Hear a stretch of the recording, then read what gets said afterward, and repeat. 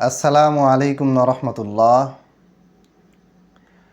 আলহামদুলিল্লাহি রবিল আলমিন ওয়াসসালাতু ওয়াসসালামু আলা রসুলিল আমিন আম্মাবাদ। সম্মানিত দর্শক মণ্ডলী, মাওলানা মওদুদী রহিমাহুল্লাহ প্রণীত খেলাফত ও রাজতন্ত্র বইয়ের জাল এবং জৈব হাদিসগুলি ধারাবাহিক আলোচনা আমরা শুরু করেছি।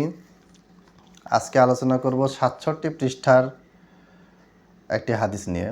হাদিসটি হচ্ছে রাসূলুল্লাহ সাল্লাল্লাহু আলাইহি ওয়াসাল্লাম বলেন নাই, মওদুদী সাহেবের মতে তিনি বলেছেন যে মিন আখওয়ানিল খিয়ানাতি তিজারাতুল ওয়ালি ফি রাইয়াতিহি। এখানে যেভাবে যে জোর দেওয়া আছে ওটাই আমি পড়তেছি।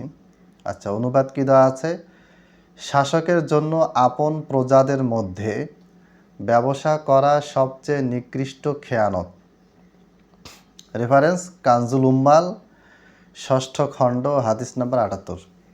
ওই ঘুরি ফিরি কানজুল উম্মাল, এটা নিয়ে আমি আলোচনা করেছি আগের ভিডিও, যারা দেখেছেন তারা বুঝতে পারবেন। আচ্ছা, এই হাদিসটার যে রাবি আবুল আসওয়াদ আল মালিকি, এই রওয়ায়াতটাকে ইমাম জাহাবি রহিমাহুল্লাহ তার একটা কিতাব আছে মাওদুআতুল মুস্তাদরাক, মুস্তাদরাক হাকিমের যে সমস্ত মাওজু রওয়ায়াত আছে সেই রওয়ায়াতগুলিকে হাফেজ জাহাবি রহিমাহুল্লাহর মাওদুআতুল মুস্তাদরাক নামক গ্রন্থে লিপিবদ্ধ করা হয়েছে ৪৬ নম্বর হাদিস। মানে হাফেজ জাহাবির মতে এই হাদিসটা মাওদু বা জাল। আচ্ছা, এই হাদিসের রাবি আবুল আসওয়াদ আল মালিকিকে আমি খুঁজেই পাচ্ছিলাম না, যেটা রাবিটা কে পাচ্ছিলাম না। অনেক খোঁজার পরে ইমাম ইবনে আসাকির রহিমাহুল্লাহর তারিখে দিমাশক বা তারিখে ইবনে আসাকির কিতাবে এই একজন রাবির সন্ধান পেলাম। তার নাম হচ্ছে আবুল আসওয়াদ আল মালিকি। এই আবুল আসওয়াদ আল মালিকি, তার ব্যাপারে মুহাদ্দিসদের কোনো প্রশংসামূলক কোনো বক্তব্যই খুঁজে পাওয়া যায় না। একটা বক্তব্য পেয়েছি, সেটাও যারা মানে সমালোচনা, সেটা কি লাইসা হাদিসুহু বিল কাইম, তার হাদিস নির্ভরযোগ্য নয়। একাধিক কিতাবে এই জারাটি উল্লেখ করা আছে, তার মধ্যে হাফেজ জাহাবের মিজানুল ইতিদাল, আল মুগনি ফি দুআফা ইত্যাদি গ্রন্থে এটা পাওয়া যায়। তাহলে মিন আখওয়ানিল খিয়ানাতি তিজারাতুল ওয়ালি ফি রাইয়াতিহি, শাসকের জন্য আপন প্রজাদের মধ্যে ব্যবসা করা সবচেয়ে নিকৃষ্ট খেয়ানত। ৬৭ পৃষ্ঠায় এই যে হাদিসটা রাসূলুল্লাহ সাল্লাল্লাহু আলাইহি সাল্লামের নামে মাওলানা মওদুদী সাহেব যে বর্ণনা করেছেন, এটা একেবারেই অগ্রহণযোগ্য, বাতিল হাদিস, অপ্রমাণিত হাদিস। এখানে যে আবুল আসওয়াদ আল মালিকি নামে রাবি আছে, আবুল আসওয়াদ আল মালিকি, তিনি পরিচিত রাবি নন। তার ব্যাপারে কোনো ভালো গুণ, হাদিস বর্ণনার যোগ্যতা তার আছে কিনা, তিনি গ্রহণযোগ্য কিনা, তার স্মৃতিশক্তি ভালো কিনা, তার পরেশগারিতা কেমন, তার তাকওয়া কেমন, তিনি কোন ওস্তাদের কাছে পড়েছেন, তার সমকালীনরা তার ব্যাপারে কি বলেছেন, তার ছাত্ররা তার ব্যাপারে কি বলেছেন, কোনো কিছু পাওয়া যায় না। আর যেটুকু পাওয়া গেছে ওটাও তার ব্যাপারে তার বিরুদ্ধে সমালোচনা। তাহলে এই একটা ছোট একটা বই, আমি মাঝখানে বেশ কিছু রওয়ায়াতে তাহকিক করে ছেড়ে দিয়েছি।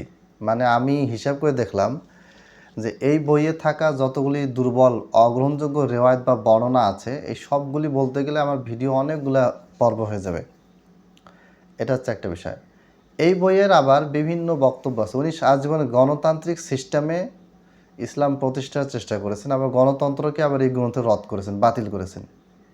ওই আগে বলেছে যে উনি আসলে কি চান, কি বলতে চান, কি বুঝতে চেয়েছেন আর কি বুঝাতে চেয়েছেন, তার লেখনী, ভাষা, বক্তব্য চমৎকার, সুন্দর উপস্থাপনা, কিন্তু তার ফাইনাল ডেস্টিনেশন আসলে কোনটা?